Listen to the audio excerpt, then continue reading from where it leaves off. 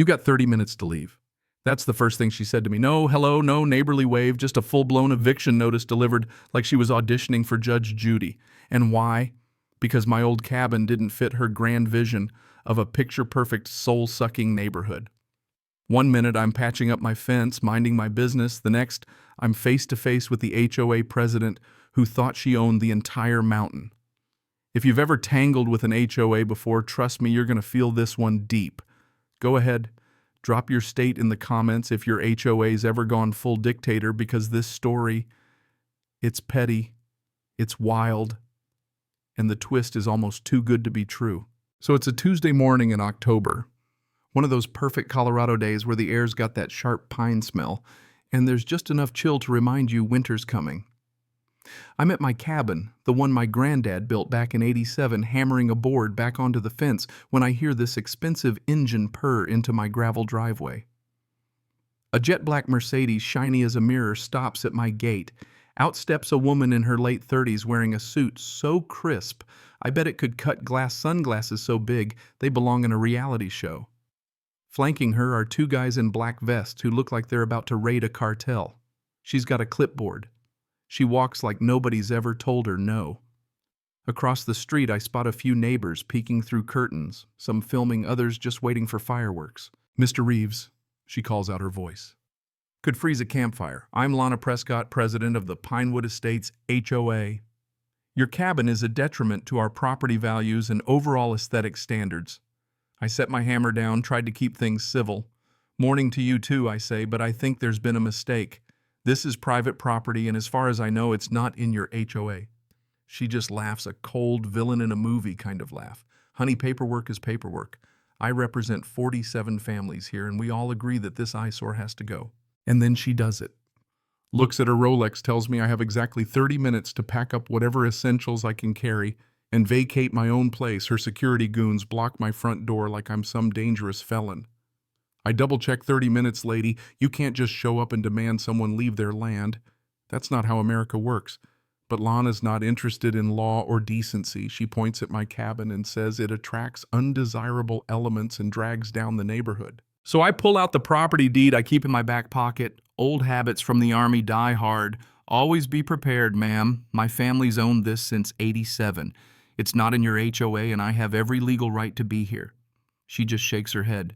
Patronizing, Colton, you don't get it. Legalities aside, this community won't tolerate you dragging us down. She gestures at the neighbors. Some are filming, some just pretending not to watch. These folks invested their life savings. Your little cabin's costing them thousands in equity.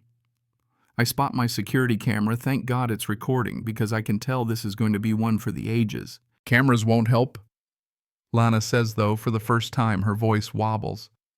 If you're difficult, we have other ways of resolving things. Trust me, you don't want this to escalate. I feel something cold settle in my chest. Not fear. Just that calm you get when you know a fight's coming. Other methods. What exactly are you threatening, Miss Prescott? But she's already halfway to her car. You have 48 hours to reconsider, she tosses over her shoulder. You have no idea who you're dealing with. As her Mercedes disappears down the mountain, I adjust my camera and just say to myself, lady, you have no idea who you're dealing with.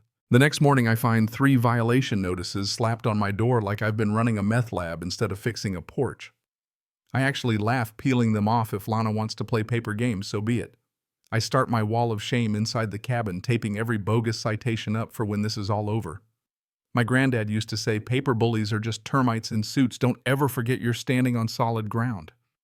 I wasn't about to let her push me off the land he built with his own hands. By 8 a.m., my old Army buddy Doug Keller shows up. He's a county building inspector, and he looks nervous. Colton, he says, we need to talk out back. By the creek, he tells me the HOA's putting pressure on his office, wants him to find violations on my property. 17 complaints in one day, all identical. Building, health, fire departments all getting mysterious complaints. It's a coordinated hit, no question. Later that day, a woman in her 50s shows up at the edge of my lot filming and yelling about safety hazards. Turns out Lana's making a presentation to push me out. That evening, I start fighting back with research.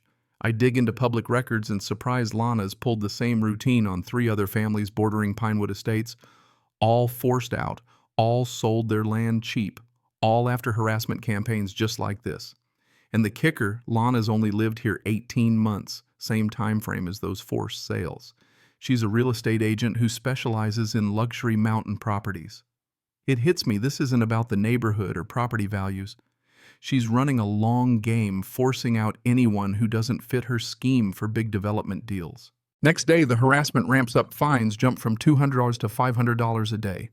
Utilities are suddenly under review, anonymous complaints flying left and right. Doug stops by even more rattled. They're pushing for condemnation. I can stall, but not forever. She's got people upstairs making calls. Doug hands me a lawyer's card.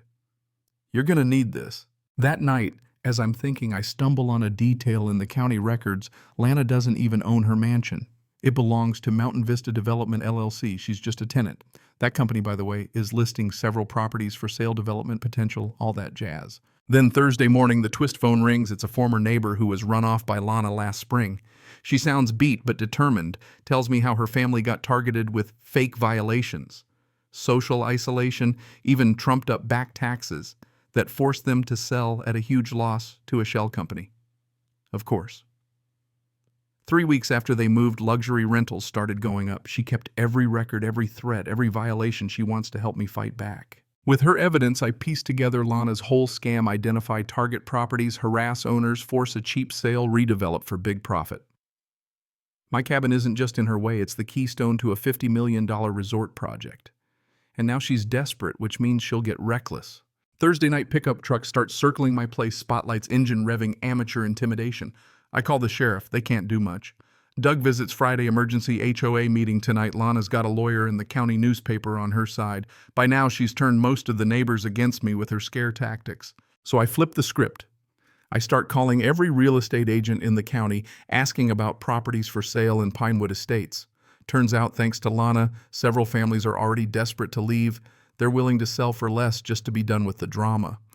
With some quick moves, I pick up 6 lots, 2 common areas, and get this, the land under the community clubhouse, and even the private road that leads to a chunk of homes, including Lana's rented mansion. Saturday morning, I show up to the emergency HOA meeting, briefcase in hand.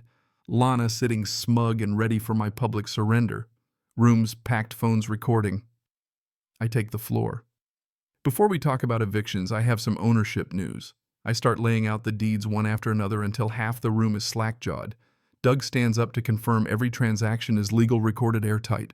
Lana's world falls apart in real time. Her face goes red. She shouts about fraud and conspiracy, but her own lawyer tells her I'm in the clear. I announce the old HOAs dissolve, new community management, Democratic votes fees drop from $200 to $50, and all those stupid arbitrary rules. Gone. As folks file out, still in shock, I hand Lana a document. Since her lease bans community disruption, she now has 30 days to decide, sign a new lease under my terms, or move out. Poetic justice, right? The woman who gave me 30 minutes to leave now has a month to face her own music. In the weeks that follow, Timberline Haven is born. We elect a real council, drop all but the most sensible rules, and suddenly folks are actually neighbors again. Barbecues, kids playing, people coming by to apologize, admit they never wanted to go along with Lana's schemes, but were too scared to say no. Even the old diner and hardware store start booming thanks to my new resort construction, 12 cabins designed to blend in, not bulldoze the mountain. Jobs, business, pride, everything's better. And the wildest twist, Lana actually steps up. Once she's forced to work with people instead of against them, she turns out to be a heck of a resort manager, solving problems, helping guests, running the place with real heart. I watch her break up a family reunion squabble, see her check on an elderly couple. No arrogance, just someone who wants to do right by her neighbors. After all the chaos, she apologizes quietly, no big show, and thanks me for giving her a second chance. The resort thrives, booked solid, featured in magazines, real estate values soaring, and the whole area getting a reputation for hospitality and genuine community. Lana's story goes from villain to redemption arc. Neighbors start acting like neighbors again, and even the big hotel chains come calling, wanting to copy our model elsewhere. 8 months after she tried to kick me out, I'm sitting on my porch, looking out over Timberline Haven cabins, twinkling in the sunset, kids laughing, families roasting marshmallows. Lana sits down next to me, coffee in hand, and says, "You know I gave you 30 minutes to leave. You gave me a future and a community. And a little kid runs up, asks, Daddy, can we live in Colton's cabins forever? Maybe someday, kid. This is what happens when folks build something good instead of tearing each other down. The sweetest revenge isn't just winning, it's turning enemies into neighbors and trouble into something people want to be part of. What would you have done in my shoes? Who do you think was right and who crossed the line? Drop your take in the comments, share your own HOA war stories, and let's talk about what real community means.